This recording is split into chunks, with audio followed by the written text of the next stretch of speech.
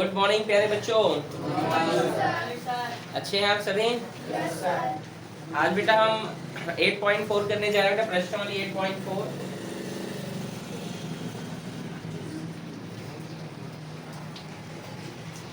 का पहला देखिए बेटा, बोला थीटा के मानों को हम यहाँ पे निकालना है बेटा। पहला क्वेश्चन है साइन थीटा बराबर क्या है? Cos theta. तो साइन थीटा का मान जो है कॉस थीटा कब होता है, आप बता सकते हैं कोई?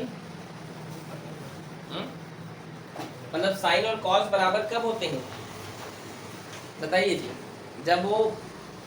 जब आप देखिए साइन 45 में होता है और कॉस 45 में होता है, तब उसके मान क्या होते हैं बेटा? आपस में बराबर होते हैं। मतलब आपको पता होना चाहिए बेटा कि साइन थीटा का मान 1/√2। साइन 45 का वैल्यू है ना ये।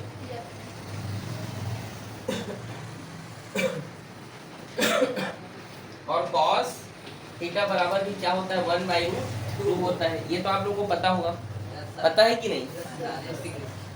क्या बोले जी?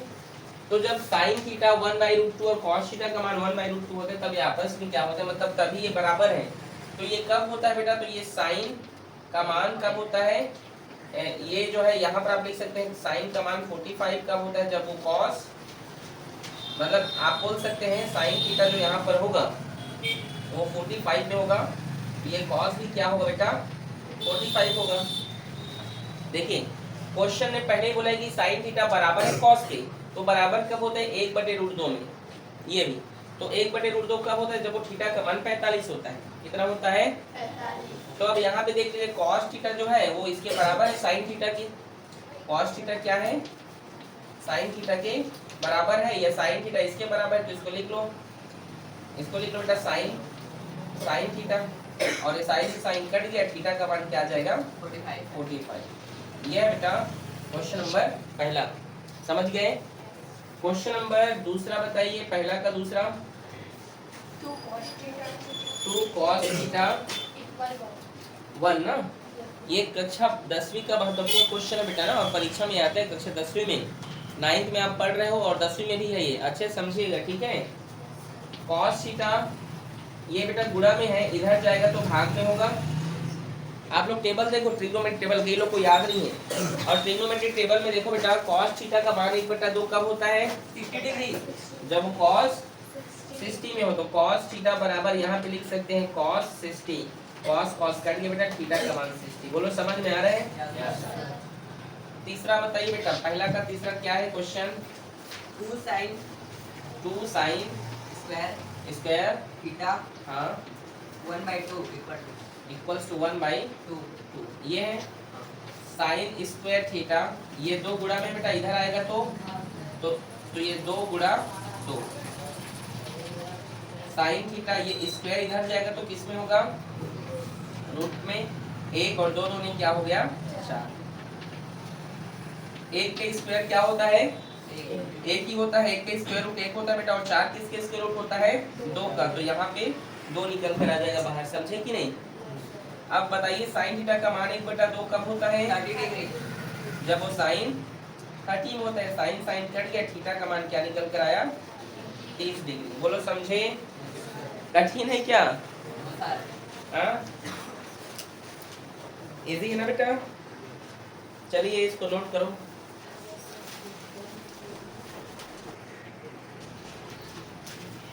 अगला बेटा पहला का चौथा क्या है, बोलिए? 3 tan square 3 tan square theta -1 equal to 0।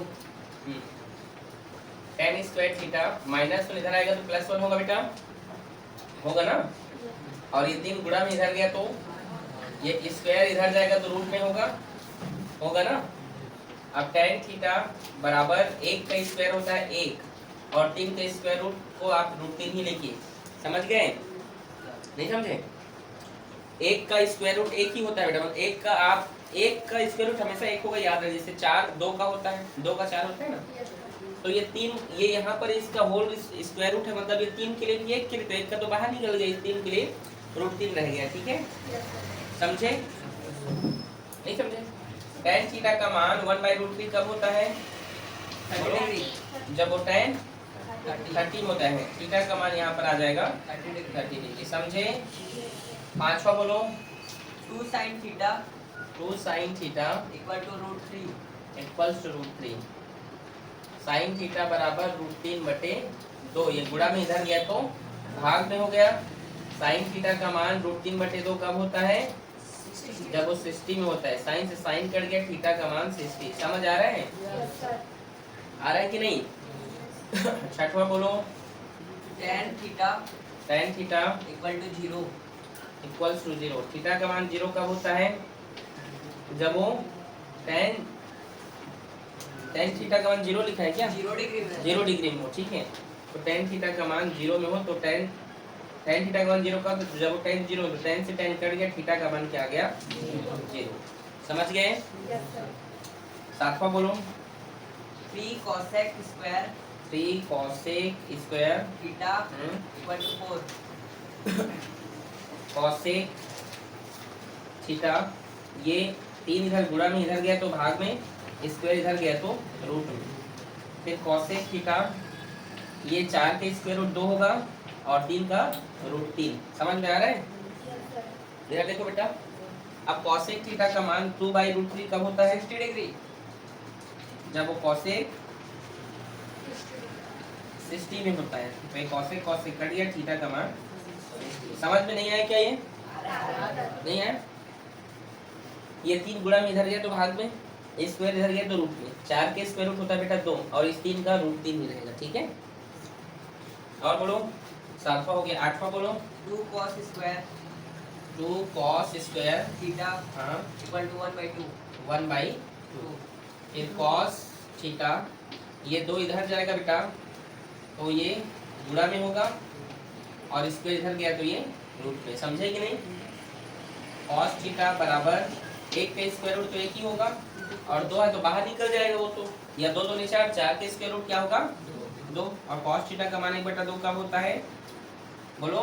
60 degree जब वो cos 60 में हो तो cos कट गया, थीटा का मान 60।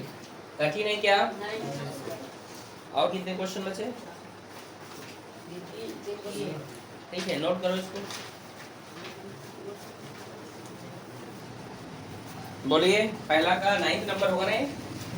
4 sin स्क्वायर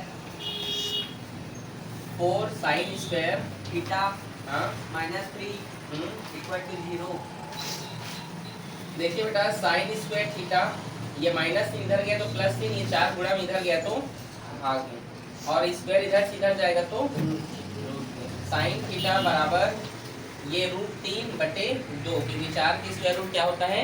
2 होता है और √3 का रूट 3। ये किसका वैल्यू है बताइए? 60 डिग्री तो साइन 60 और यही साइन कट गया तो थीटा का मान 60। सब राइट आ रहे हैं ना? और इसके बाद 10वां नंबर बोलिए। 4 sec square 4 sec square theta -1 -1 equal to 3 तो ये sec थीटा बराबर बेटा ये 3, ये -1 इधर गया तो +1 होगा ना, और ये 4 गुणा में इधर गया तो भाग में, ठीक है। sec थीटा 3 में 1 जोड़ो 4 होगा, 4/4। समझे कि नहीं?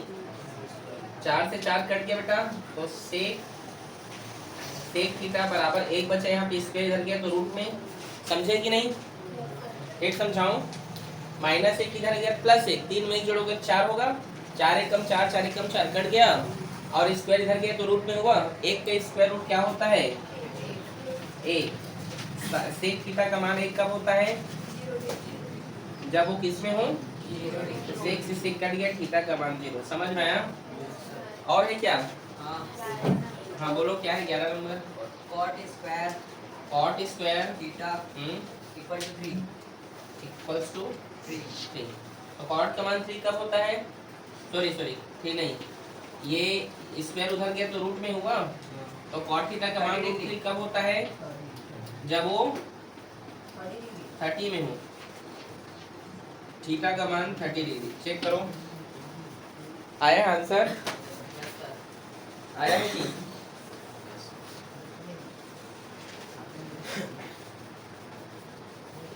ये हो गया बेटा आपका आंसर। यहाँ से कंप्लीट होता है, 8.4 कंप्लीट होता है।